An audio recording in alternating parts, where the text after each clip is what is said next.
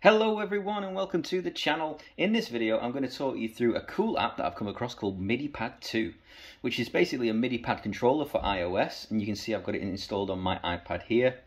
Now I'm using it to control various functions within the RC600 loop station. However, you can set this app up to control just about any MIDI device you wish. First of all, if you're new to the channel, take a look over my other videos and playlists where you might find other useful tips regarding MIDI or any other areas of interest.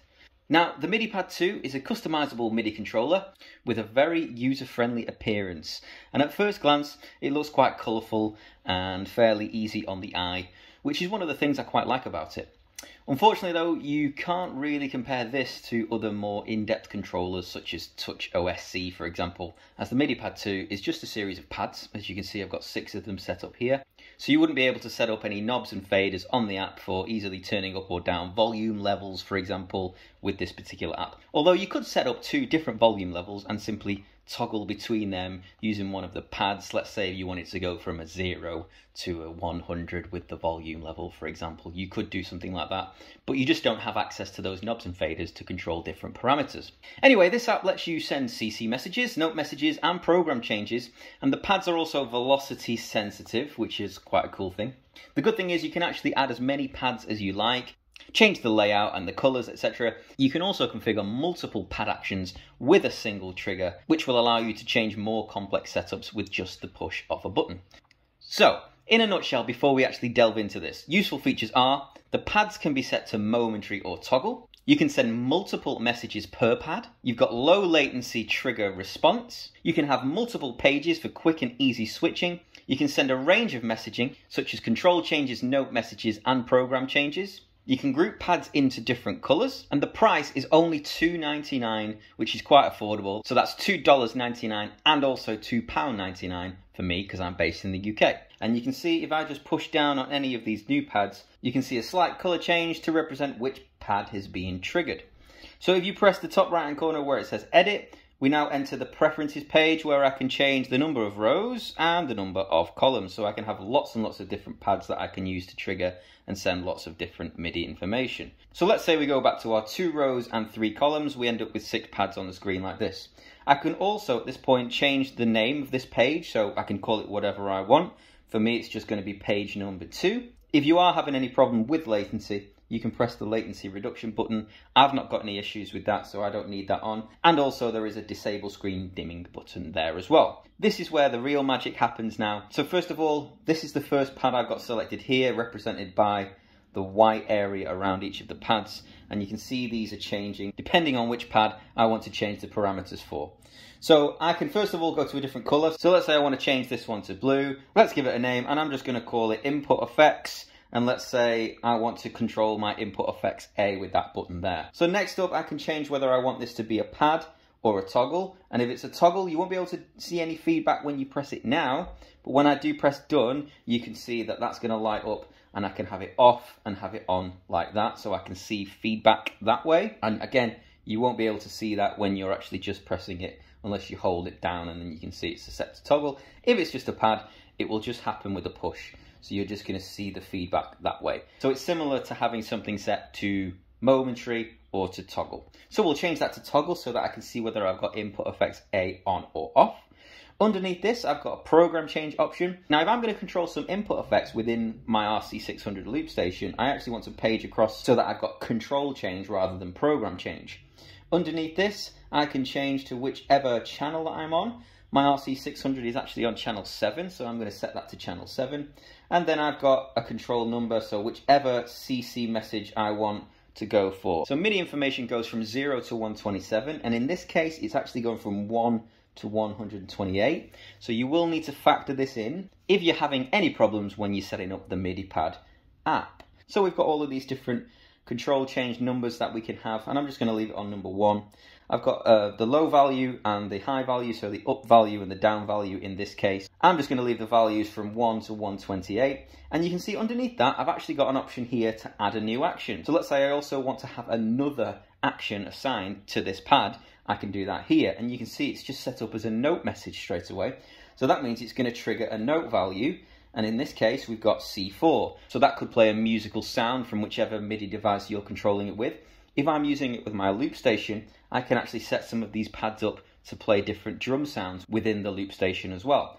So, in a nutshell, you can have control change messages, you can have program change messages, you can also have note change messages, and you can have all of these assigned to the same pad.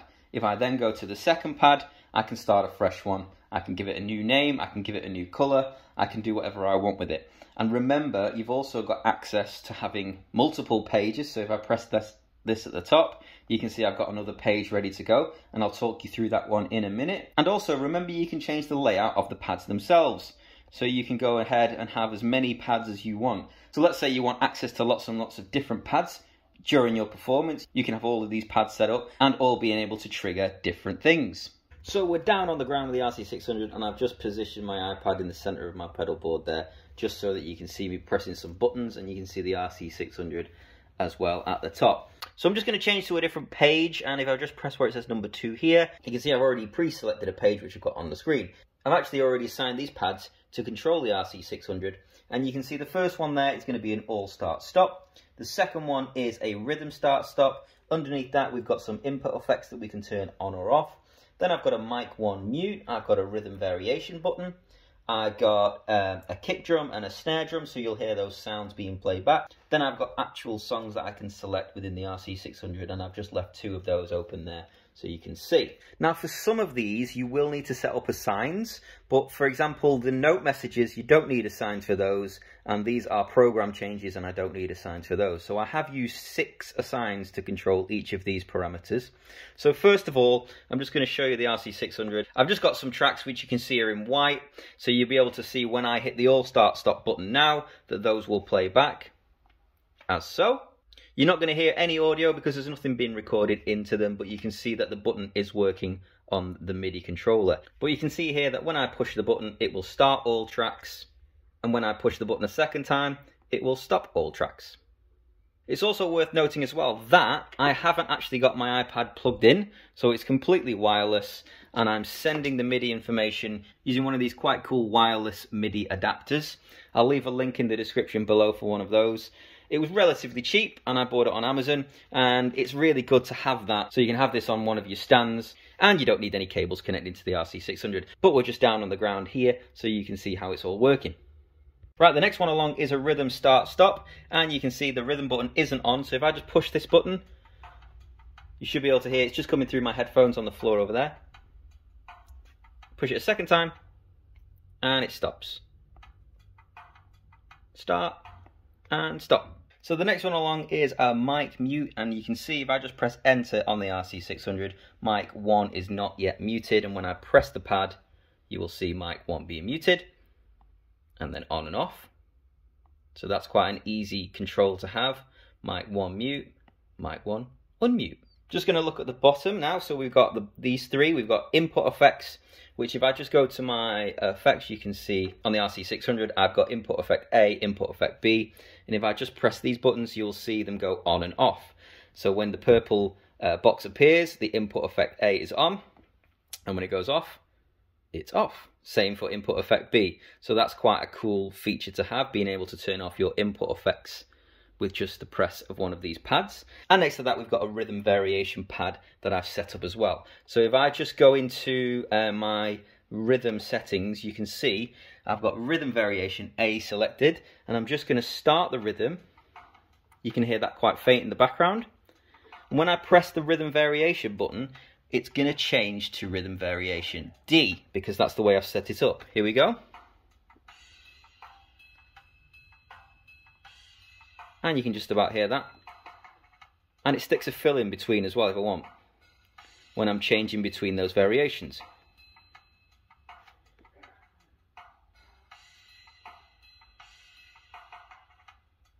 So that's quite a cool feature to have as well at your fingertips. Now if I move on to these ones here, I've got some note messages for my kick and snare. There's a kick drum, and there's a snare drum. And so on. And then finally I've got some program changes here, so I can select various songs within my RC600. Obviously with or without you is selected here, so if I press starting over, you will see it change to starting over, and I can go a bit back to with or without you here. So if you would like more of an overview of exactly how I set all of these pads up within the Midi Pad 2 app, let me know in the comments below and I'll make another video going through everything in as much detail as possible. So that's it for today, everyone. I hope you found that useful, and if you did, you know what to do. Subscribe to the channel to stay in the loop. Your support means a lot and it helps me to keep making content for you. So if you would like to support the channel, you can do that at the various links below. And as always, I'll see you in the next one. Ta-ta!